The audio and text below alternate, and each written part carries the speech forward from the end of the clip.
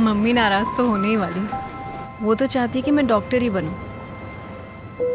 इसने हॉलीडेज खत्म और बोर्डिंग स्कूल शुरू। एक दिन भी एक्स्ट्रा रुकने नहीं दिया। For consumer goods company P&G India, all of its brands have a certain purpose and company banks on content to drive the brand purpose. Be it globally successful initiatives like Thank You Mom, Like a Girl, Siksha or Touch of Care, content is helping P&G's brands bring the philosophy alive.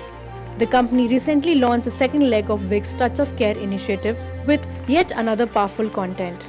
To talk about P&G's content strategy, BuzzInContent caught up with Ritu Mittal, Country Marketing Manager Vic's India, and Maithreyi Jagannathan, Regional Associate Brand Director P&G Healthcare Asia. How successful was Vic's Touch of Care initiative with Gauri Sawant last year, both in terms of brand affinity and sales? ROI, I feel, is a very short-term focused measure. When you're looking at what did I do in this quarter, what did I do in this fiscal, probably as we look at ROI. But I think when you're doing something which is so rooted in the purpose of the brand, which is so rooted in what you've stood for generations and generations, which is really touching the hearts of the consumer, you are looking at long-term business building. You know that it is driving the core equities of your brand. And when something is driving the core equities of your brand and is bringing the purpose of the brand to life, it is definitely going to build the brand and the business. But it's more in the long run. So we've never tried to put numbers that this campaign will deliver to us, and hence we've never looked at an ROI aspect. If you don't really look at ROI of content, how do you justify your spend? The amount of money we spent on these campaigns is a very small fraction of the total media budget. And that's the power of good content. Like last year, 60-70% of the reach was all organic. All the views that we got was organic. And that's when the campaign is really powerful. And that talks about the power of, the virality aspect, right? And that's what we've seen. So again, we will continue to do this campaign, and a very small part of our budget goes into it. So in the larger scheme of things, it's much small, but then if you had to do the math on ROI, it would be much, much more than what we would have expected from that.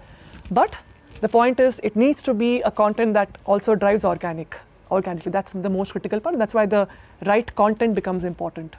How do print and television contribute to your content initiatives? I think as a brand, we do a mix of platforms. Now, TV in India is the primary medium to reach the consumer, specifically on functional advertising, which is still, of course, the primary vehicle where we will do our spending. But depending on the market, because India is such a mix of markets where there are deeper pockets where there is no electricity and you can't even reach through media probably, where you need to build reach, there is a mix of print that we do take.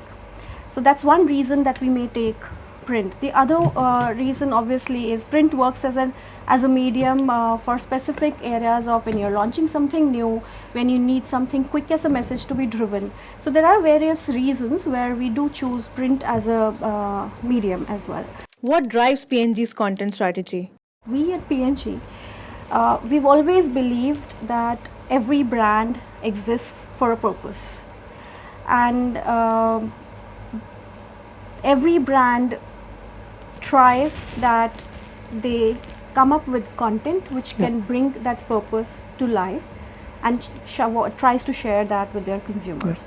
Now, it doesn't say that every brand would do it on an annual basis, but I think what is true is that every brand in P&G has a really well-defined purpose, and whenever they try to come up with content-based or content advertising, it's somewhere really rooted in the purpose of that brand. Yeah. And the only thing to add is obviously you also have brands doing it, but at a corporate level as well, there's a lot of work that's happening. So one of the most recent successful campaigns was Shiksha. So there was this campaign that went live, which is around the CSR towards education. So that campaign was actually for one of the first time they did a content around it, and that was quite successful. So again, I think both at a brand level and at a corporate level as well, we are doing a lot on content, over the last few years. Yeah. In the past, there have been a lot of campaigns at a global level, like Thank You Mom. There's been Like a Girl. Like a Girl, always, yeah. And India, I think, of late with Share the Load, Touch of Care, Shiksha, and now again this Touch of Care, we're really hoping that we'll just keep really upping the and as far as the creativity for content comes into place. How do you think content is driving the purpose of brands under P&G? The fact is that all our brands, all our products at the end of the day are rooted in the mother play a role as the mother takes care of the child, be it laundry, be it Whisper, be it Head and Shoulders or Pantene. All of these brands play a role, and they are helping the mother bring up the child. So it's really in what the brand philosophy is, what that brand believes, and that content is helping make it alive. And I think we had a discussion last year on Touch of Care with Mark Pritchard, our CMO, and I think the way he explained was very beautiful. And you have a creative canvas.